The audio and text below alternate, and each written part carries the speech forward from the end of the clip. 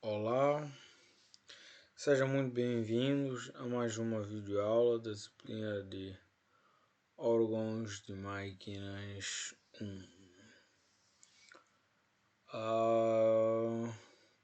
Conforme vocês já podem imaginar, na última videoaula nós demos introdução a... demos continuidade ao estudo das ligações, né? E introduzimos em particular as ligações por veios e cubos canelados.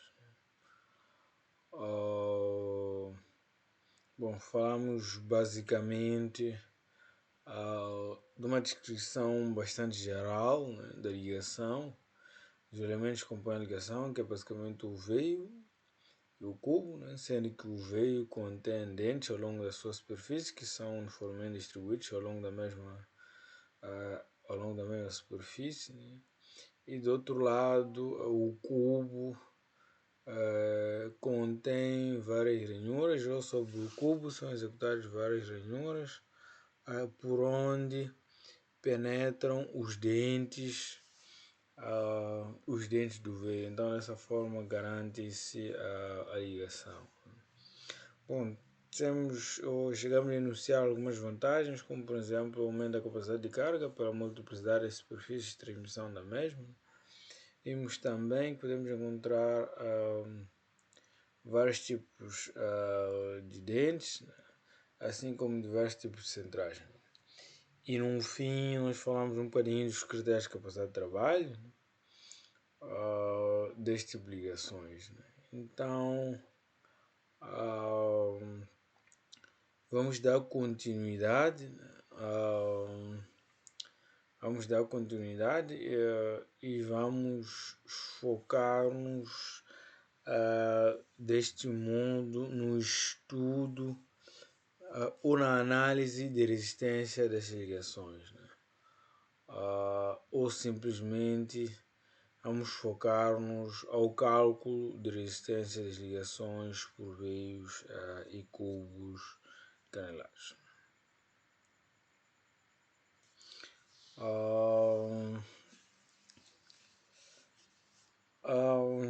Na aula passada nós vimos que nós podemos encontrar basicamente três tipos de cálculos, ou basicamente nesse tipo de ligações são executados três tipos de cálculo, né?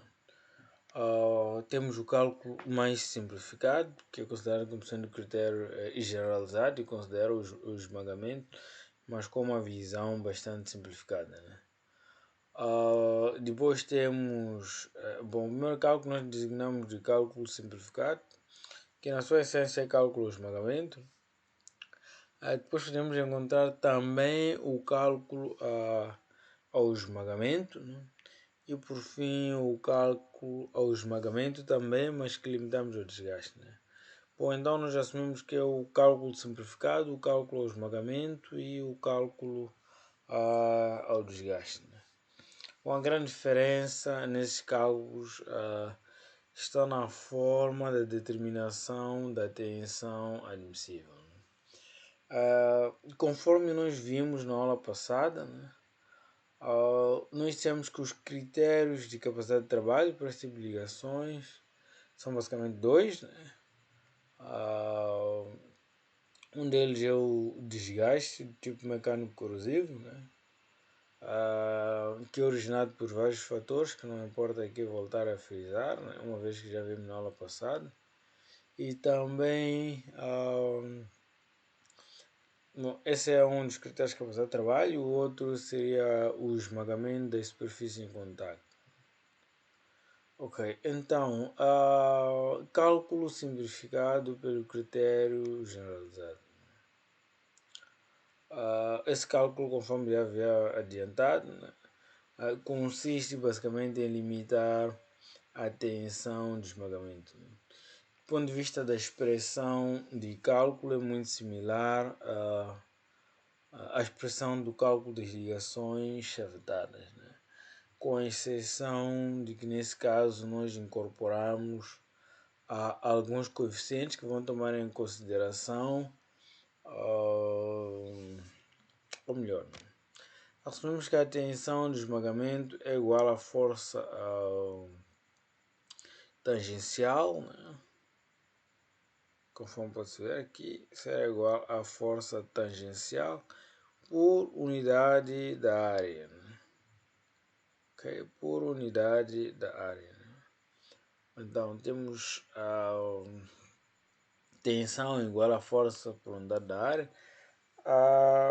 A área logicamente será igual a H, que vai representar a altura ativa do dente, né? O L vai representar o comprimento, né? Uma vez que temos mais do que uma única superfície ativa do dente, ou por outro temos vários dentes, então vamos acrescentar o Z, né? Que significa ou que expressa o número de dentes que compõem a nossa ligação, né? E depois acrescentamos igualmente o coeficiente de regularidade na distribuição da carga pelos dentes, né? Embora nós dissemos que nessas obrigações, né?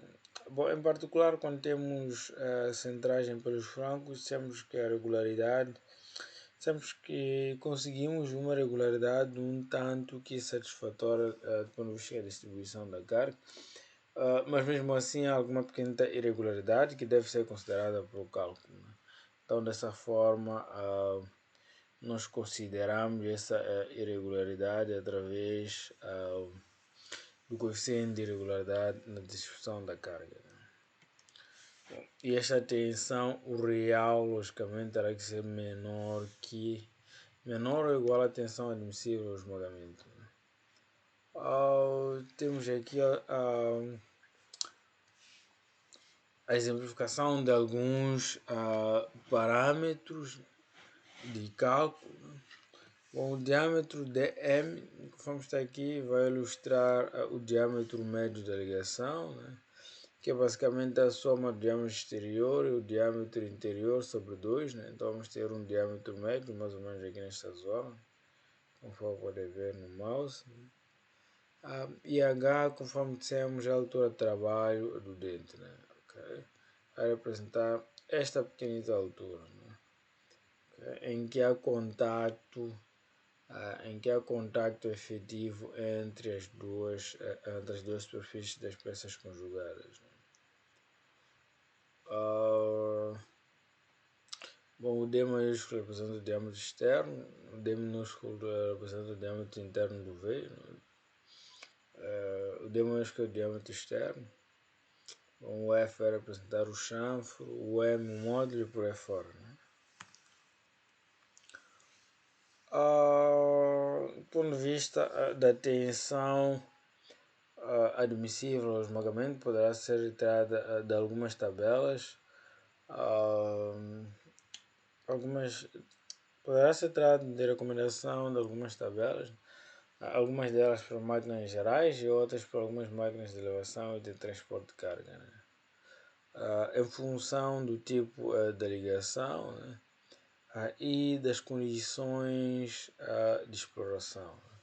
Nós assumimos que A representa a condição pesada, condição de exploração pesada, média e leve, né? Okay? Então temos aqui o tipo de ligação, né? Depois temos o intervalo da resistência, o intervalo da dureza das peças que compõem a nossa ligação. Em particular, o grau da dureza do material do cubo. Okay? Então, dessa forma, nós podemos retirar a tensão admissível, né? para a ligação pretendida, né? Ok? E conforme já havia indicado, os índices A, B e C representam as condições de exploração pesada, média e normal, né? Ou exploração boa, né? Por algumas máquinas diferentes das que foram iniciadas na tabela anterior, a tensão admissível também pode ser retirada, como por exemplo no caso das máquinas de ferramentas. Temos aqui recomendações para ligações móveis, né? para ligações fixas de 12 a 20 megapascais e para ligações móveis assumimos de 4 até 7 megapascais, né? Para limitação da tensão de esmagamento, né? Para aligerar aviões podem ser usados valores tensão admissível de 50 até 100 megapascais. Bom, em alguns casos especiais, né? Em alguns casos especiais nós podemos usar tensões admissíveis de 50 até 100 megapascais, né? Bom, nós já sabemos que 2T sobre D representa a força tangencial e o H sobre L, conforme já vimos.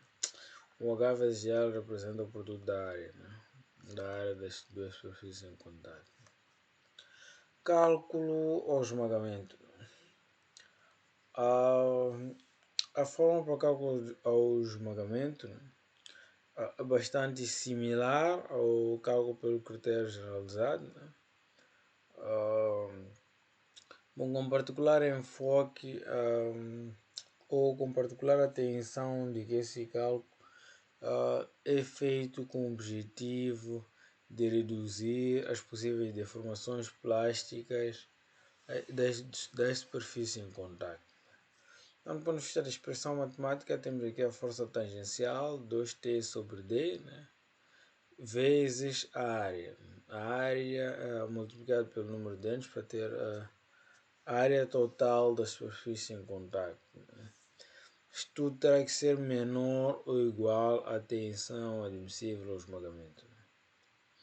A tensão admissível ao esmagamento, nesse caso, é determinada ou é calculada, diferentemente do cálculo pelo critério generalizado, em que nós podíamos simplesmente ir à tabela e retirar o valor da tensão admissível ao esmagamento. Nesse caso, nós temos que calcular, e essa tensão admissível ao esmagamento vai ser dada pela relação da tensão de escoamento ou de limite de escoamento sobre vários outros fatores, né? Temos aqui o coeficiente de segurança, o coeficiente que considera a irregularidade da distribuição das tensões, né?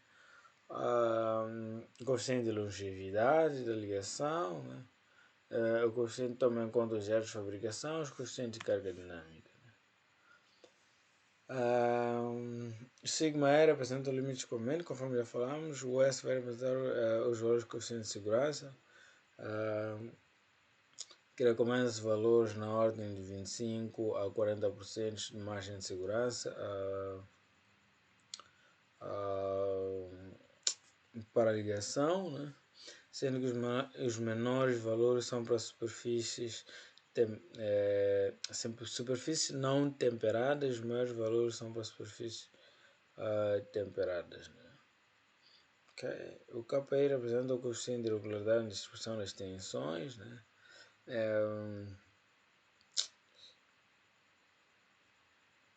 Representa o coeficiente de irregularidade da distribuição da carga, né? Bom, que vai afetar logicamente a distribuição das tensões, né? Que pode ser obtido da tabela, através do coeficiente auxiliar psi, né? Toma em consideração a força normal, que bom que falta um N, né? A força normal sobre a força tangencial, né?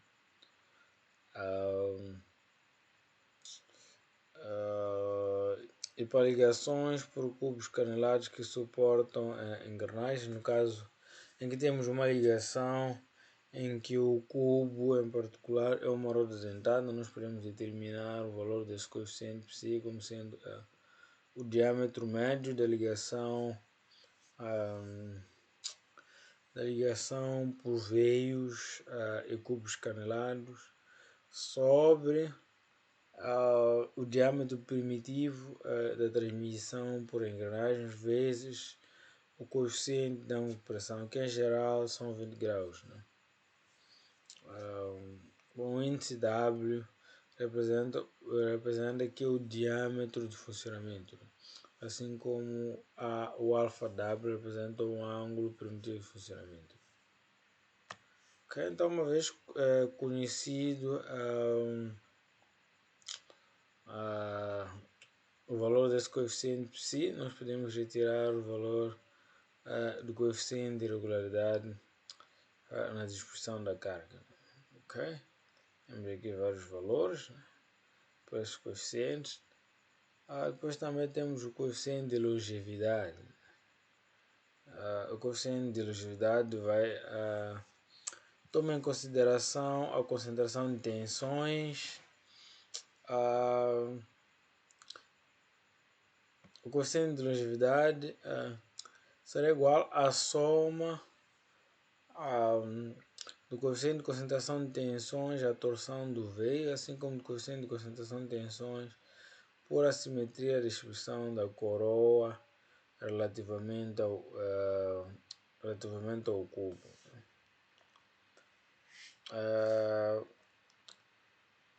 Esses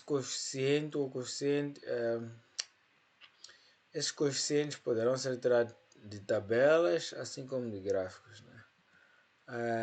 O coeficiente de concentração de tensões de torção no veio, né? Em função da série de ligação, se é ligeira, média, pesada, em função do diâmetro exterior do veio, né? Em função do diâmetro exterior do veio, em função da relação entre o comprimento do dente e o diâmetro exterior, né? Nós podemos retirar aqui vários valores para o coeficiente de concentração de tensões de torção no veio, né? Ok? E para ligações que suportam uma roda dentada de dentes retos, né, entre o cubo dentário e o veio, tem-se que o coeficiente epsilon será igual a E sobre L. E para rodas dentadas inclinadas, temos que o coeficiente epsilon será igual a E. Este representa o braço, se você recorda, vai representar o braço do momento da força normal, né? Vai representar o braço do momento da força normal. Aqui tínhamos que o parâmetro E, o coeficiente E era igual ao momento de rotação sobre força normal vezes o comprimento do dente, né? Bom, em função de recomendações específicas, o parâmetro E varia, não é um parâmetro constante, né? Varia em função da configuração do cubo, né? Ok? Nesse caso concreto, para rodas dentadas inclinadas, né, o sinal mais usa-se quando os momentos de rotação, né, devido à força axial e devido à força normal, têm os mesmos sentidos, né? Quando esses dois momentos têm os mesmos sentidos, né? E quando só há torção, nós consideramos que o coeficiente este coeficiente KE, que é o coeficiente de concentração de tensões, que toma em consideração a assimetria de distribuição da coroa relativamente ao cubo. Bom, eu não sei se temos aqui uma imagem poderá elucidar. Bom, é tentar ver uma imagem no final da aula para ver se mostra, né? O que seria essa tal assimetria de distribuição da coroa em relação ou do cubo em relação ao veio, né? Ok? Então, uma vez conhecido o parâmetro epsilon, né, do gráfico, né, uma vez conhecido o parâmetro epsilon e o parâmetro psi, né, que toma em conta de um lado a força normal pela força tangencial, o diâmetro médio pelo diâmetro primitivo, no caso de uma ligação que vai suportar rodas dentadas, né? Nós podemos extrair aqui o valor do coeficiente de regularidade na distribuição da carga, né? Okay? Como sendo o resultado do cruzamento dos dois parâmetros, o parâmetro epsilon e o parâmetro psi. Então podemos ler o valor correspondente do coeficiente de irregularidade na distribuição da carga devido à simetria da disposição do cubo.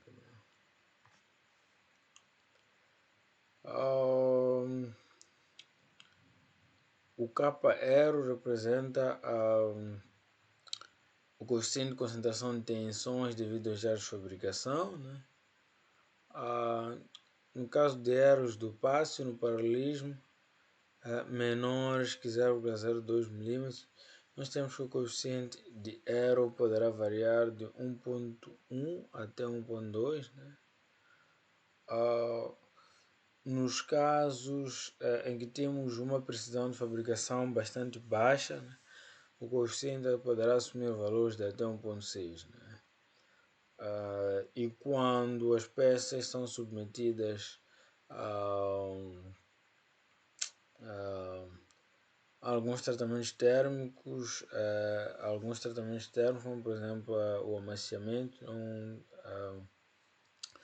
um tratamento térmico de amaciamento, então o valor do coeficiente do erro de fabricação podemos assumir que é igual a 1. E o amaciamento só é possível quando a dureza das duas peças não ultrapassa a classe Brinell 350, né? Okay? Para as duas peças. Bom, o KD representa o coeficiente de carga dinâmica, né?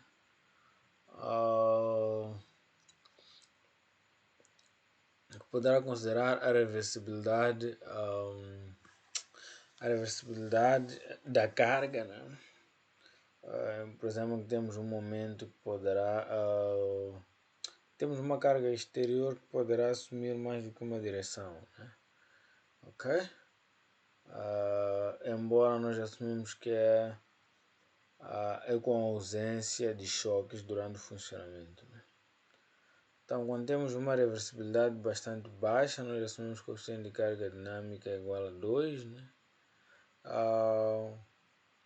E 2.5 para superfícies não temperadas, né? Cálculo aos esmagamento de superfícies não temperadas, né?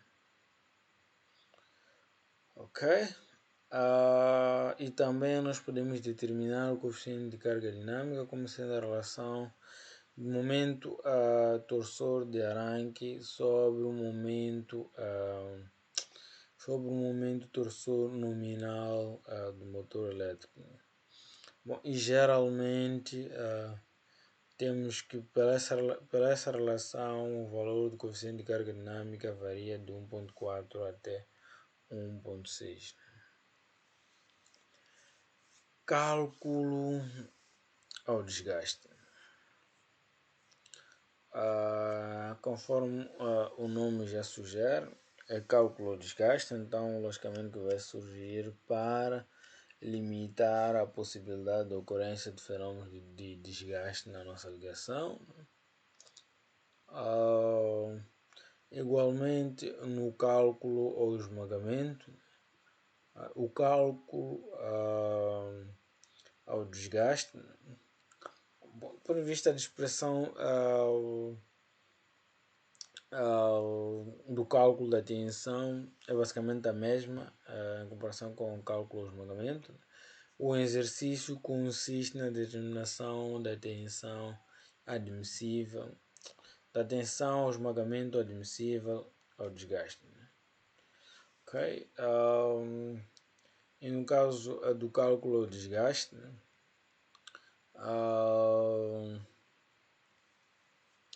a tensão admissível ao esmagamento ao desgaste será determinada por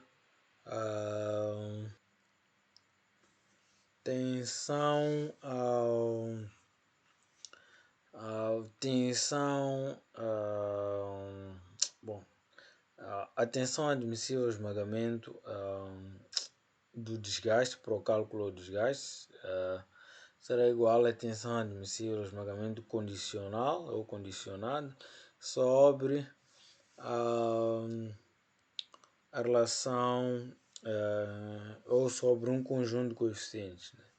Que é o coeficiente de irregularidade na expressão da carga, a longevidade, de variação da carga, do número de ciclos de lubrificação, assim como da possibilidade de movimento axial da nossa ligação. Ok? O coeficiente de irregularidade na expressão da carga, nós já falamos dele quando falávamos do cálculo ao esmagamento. Coeficiente de longevidade, idem. A tensão admissível ao esmagamento condicional poderá ser retirada de algumas tabelas segundo algumas recomendações, né? Em função do tipo de tratamento térmico, né? Bom, se é com ou sem tratamento térmico, assim como se é com ou sem algum tipo de tratamento termoquímico. Então podemos retirar a tensão admissível ao esmagamento condicionado. Né? Ok. O coeficiente toma em conta a variação da carga, poderá ser tirado da tabela 6.4, conforme está aqui ilustrado, né? O coeficiente de variação da carga ou simplesmente o coeficiente de regime de carga. Escolhemos o tipo de regime, designação do regime, né? Que é o tipo de regime, 0 para o regime de carga nominal constante, funcionamento com carga nominal durante a maior parte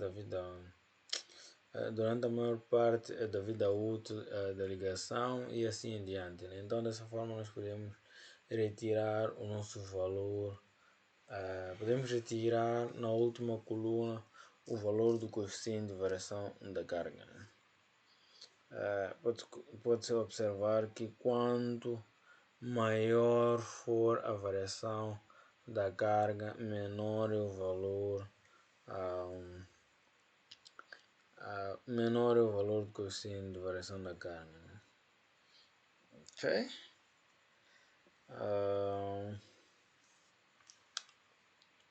Coeficiente considera o número de ciclos, né? Poderá ser determinado por essa expressão, né? Será igual à raiz cúbica do número de ciclos de microdeslocamentos sobre 10 elevado a 8. Okay? O número de ciclos poderá ser dado por 60 vezes o tempo de vida esperado da nossa ligação, em horas, logicamente, multiplicado pela frequência de rotação da nossa ligação. Ok? A coeficiente de lubrificação, né? Temos aqui para várias recomendações, por exemplo, para lubrificação em condições médias, assumimos que o valor do coeficiente de lubrificação será igual a uma unidade, né? E para lubrificação com contaminação será igual a 1.4. Né?